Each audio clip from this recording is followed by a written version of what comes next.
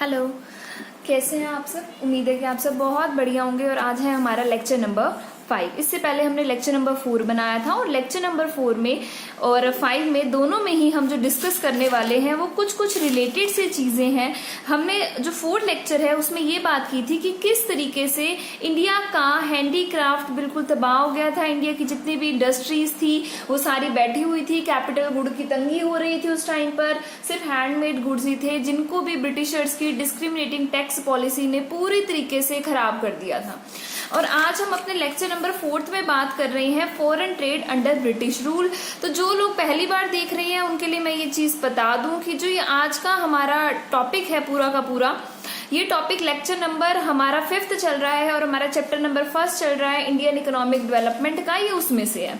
तो अब बात करते हैं लेक्चर नंबर 4 में। जो 5 में जो मेन टॉपिक है वो है फॉरेन ट्रेड। फॉरेन का मतलब होता है एक ऐसा ट्रेड का मतलब तो है यहाँ पे व्यापार से, सेल परचेज से एक तरीके से। और जो हमारा फॉरेन होता है, फॉरेन का मतलब एक ऐसा व्यापार जो outside the boundary of the nation हो रहा है। फॉरेन का मतलब क्या है? एक ऐसी कोई भी चीज जो outside the boundary of nation हो, कि हमारे देश की सीमा से बाहर। मान लीजिए कि ये पूरा का पूरा इंडिया है, कोई भी ऐसी ट्रेड की एक्टिविटी जो इंडिया की इन बाउंड्रीज के बाहर होंगी वो सारी की सारी फॉरेन ट्रेड होगी। तो ये बात समझनी जरूरी है कि ब्रिटिशर के टाइम पर इंडिया का फॉरेन ट्रेड कैसा था, उसके लिए ये पता होना चाहिए भाई फॉरेन ट्रेड होता क्या है। तो पहले ये चीज आपको अच्छे से समझ आ गई। तो फॉरेन ट्रेड का मतलब है वो ट्रेड, वो व्यापार जो इंडिया की बाउंड्री से बाहर हो रहा है। इसके अंदर इंडिया के जो अंदर होता है ना बेटा, उसका नाम होता है डोमेस्टिक ट्रेड। उसकी हम बात नहीं कर रहे हैं, हम बात कर रहे हैं उस ट्रेड की जो इंडिया की बाउंड्री से बाहर हो रहा है। तो अब हमें पता है कि हमारे ऊपर उस टाइम पे रूल था ब्रिटिश गवर्नमेंट का, ब्रिटिश रूल चल रहा था। तो उस टाइम पे जो trade outside the boundary of nation हो रहा है वो कहाँ से हो रहा होगा? हमारा इंग्लैंड से, ब्रिटिश कंट्रीज से हो रहा था। और फायदा कौन लेके जा रहे होंगे? अरे जब करने वाले ब्रिटिश गवर्नमेंट के लोग हैं, ब्रिटिश रूल कर रहा है, तो फायदा लेके जाने वाले भी कौन होंगे? ब्रिटिश गवर्नमेंट वाले होंगे। तो हम इस पूरे में इसी चीज की बात करेंगे। याद रखना हमने हमेशा, जब हमने फॉरेन ट्रेड की बात करनी है तो फॉरेन ट्रेड में जो हमारी एक ऐसी पॉलिसी जो ब्रिटिश गवर्नमेंट ने लगाई जिसने पूरे के पूरे ट्रेड को बर्बाद कर दिया, वो हमारी जो पॉलिसी थी उसका नाम था डिस्क्रिमिनेटिंग टैक्स पॉलिसी। कहीं भी आपने अगर इंडिया के फॉरेन ट्रेड को दिखाना है ब्रिटिश रूल के अंडर, तो मेन चीज जो आपको उसके अंदर बतानी है वो आपने बतानी है डिस्क्रिमिनेटिंग टैक्स पॉलिसी, जिसकी हम आज अभी बात करने वाले हैं। ठीक है, तो देखिए मैंने क्या लिखा है, कैसे था इसके अंदर। इंडिया पॉपुलर था बहुत पुराने समय से ही इंटरनेशनल बिजनेस में, एशियन टाइम से ही वो पॉपुलर था, क्योंकि यहाँ के हाथ से बनने वाली चीज यानी कि यहाँ का हैंडीक्राफ्ट बहुत ज्यादा पॉपुलर था। ये बात हमने लेक्चर नंबर 4 में भी की थी। तो अगर आप सीक्वेंस से सारे लेक्चर्स देख रहे हैं तो आपको वो बात पता होगी। तो वो बहुत ज्यादा पॉपुलर था और इंडिया का वो माल विदेशों तक जाता था। ठीक है, इंडिया बहुत ही एक वेल नोन एक्सपोर्टर था फिनिश गुड का उस टाइम पर।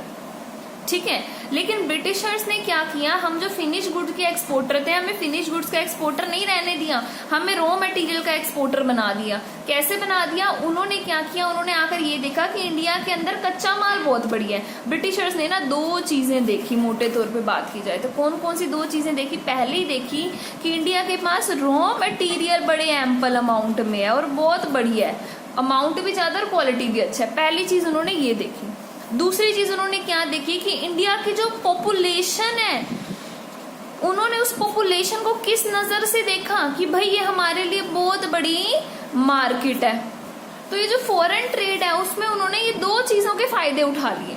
कैसे फायदे उठा लिए जरा पहले उस बात को कर लेते हैं ताकि आपको समझने में आसान हो जाए। देखो, जब हम सबको पता है कि ब्रिटिश गवर्नमेंट ने हमारे ऊपर रूल किया, तो ब्रिटिश गवर्नमेंट जब इंडिया के अंदर आई तो उसने कौन कौन सी 2 चीजें देखी? पहली चीज देखी उसने मार्केट और उसने देखा रॉ मटेरियल। उसकी इन दोनों चीजों पे नजर आ गई तो उसने क्या किया, इंडिया का जितना भी रॉ मटेरियल था ड्यूटी फ्री यानी कि बिना टैक्स लगाए सस्ते दामों में अपनी कंट्री ब्रिटेन में भेज दिया।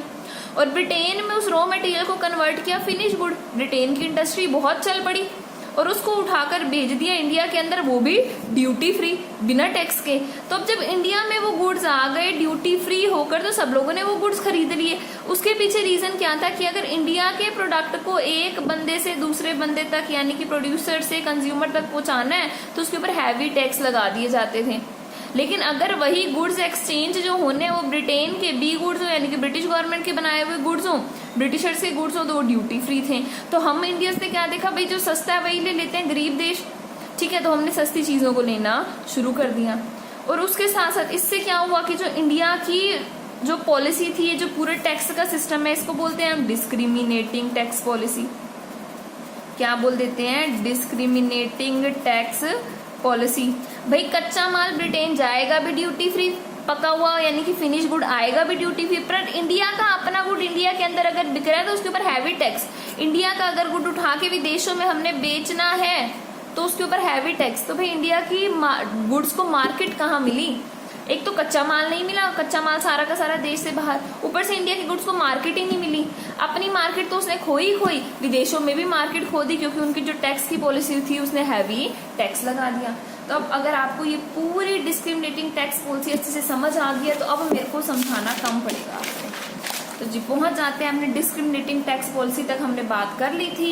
जो बच्चे पिछला पढ़ के अभी डिस्क्रिमिनेटिंग टैक्स पॉलिसी को पढ़ के ये सोच रहे हैं ये शुरू से दोबारा पढ़ना चाहिए, वो वीडियो को रिवाइंड कर ले।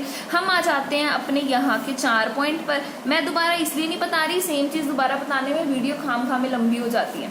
तो सबसे पहले देखिए, net exporter of raw material, ये एक पॉइंट है। दूसरा पॉइंट है importer of finish good India के लिए, दूसरा पॉइंट है। तीसरा पॉइंट है मोनोपोली कंट्रोल, इंडियन के फॉरेन के ट्रेड पर था मोनोपोली, मतलब एक का अधिकार जमा हुआ था जो ब्रिटिशर्स का था, ये हमारा तीसरा पॉइंट है।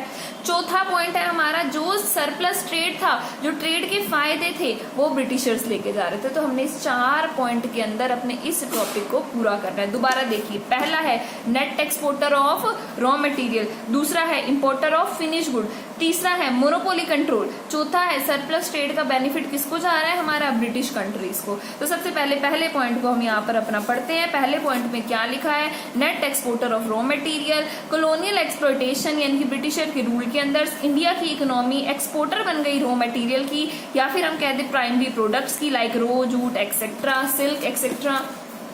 ये ड्यूटी फ्री बिना टैक्स किए ब्रिटिशर्स की कंट्री में चले जाते थे। तो पहला पॉइंट आप लोगों को क्लियर।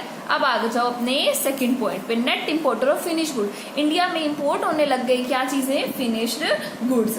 तो इसमें क्या है, as raw material exported outside the nation, हमारा सारा कच्चा माल तो देश से बाहर सस्ते दामों में चला गया, ड्यूटी फ्री होकर चला गया। इंडिया को फिनिश गुड इंपोर्ट करने पड़ते थे, कहाँ से, इंग्लैंड से, जो इन्हें ड्यूटी फ्री यानी कि बिना टैक्स के गुड्स दे देते थे। तो अब आपको दिक्कत ये लग रही होगी सोच के, भाई अगर कच्चा माल गया ड्यूटी फ्री तो बना हुआ आया भी तो ड्यूटी फ्री, तो हमको दिक्कत क्या है। अरे दिक्कत है यहाँ पे, वो दिक्कत को आप समझिए कि हमारी इंडस्ट्रीज का क्या होगा, हमारी अपनी फैक्ट्रियां तो बंद हो गई, ठीक है। तो ये हुआ यहाँ पे, हमारी इंडस्ट्री खो दी हमने। थर्ड पॉइंट पर आ जाइए, monopoly control of Indian foreign trade, India के फॉरेन ट्रेड पर मोनोपोली यानी कि एक का ही अधिकार था और वो अधिकार था ब्रिटिशर्स का। देखिए, India foreign trade monopoly control था ब्रिटिश गवर्नमेंट का। 50% ऑफ द फॉरेन ट्रेड तो डायरेक्टली ग्रेट ब्रिटेन के साथ इंडिया का होता था। वो ट्रेड हमें पता ही है कि क्या होता था, भाई हमारा कच्चा माल सस्ता ले जाते थे, अपना बना हुआ माल देश में ले आते थे, यही चीजें कर रहे थे वो। इंडिया ने रॉ मटेरियल का ही एक्सपोर्ट किया या रॉ मटेरियल को ही सप्लाई किया ब्रिटिशर इंडस्ट्रीज को। तो इससे क्या हुआ, एक्सपोर्ट और इंपोर्ट सारा का सारा इंडिया का रिस्ट्रिक्ट होकर रह गया, सिर्फ किसके साथ, ब्रिटेन के साथ। तो एक का अधिकार इंडिया के फॉरेन ट्रेड पर किसने जमा लिया, ब्रिटेन ने, ब्रिटिश कंट्रीज ने। इसके साथ हमारा थर्ड पॉइंट हो गया। अब हम आ गए अपने पॉइंट नंबर 4 पे। अब पॉइंट नंबर 4 में वो क्या कह रहे हैं, सरप्लस यानी कि बेनिफिट ट्रेड का कौन ले गए, ब्रिटिशर्स ले गए, ब्रिटिश गवर्नमेंट ले गए। बेनिफिट क्या हुआ, जब हमने देश से बाहर भेजा, मान लीजिए ये इंडिया है, ये मान लीजिए ब्रिटेन ही है, बी कंट्री होगी, ये इंडिया हो गई। जब इंडिया ने ब्रिटेन को भेजा यानी कि एक्सपोर्ट किया, अंदर लाए तो इंपोर्ट किया।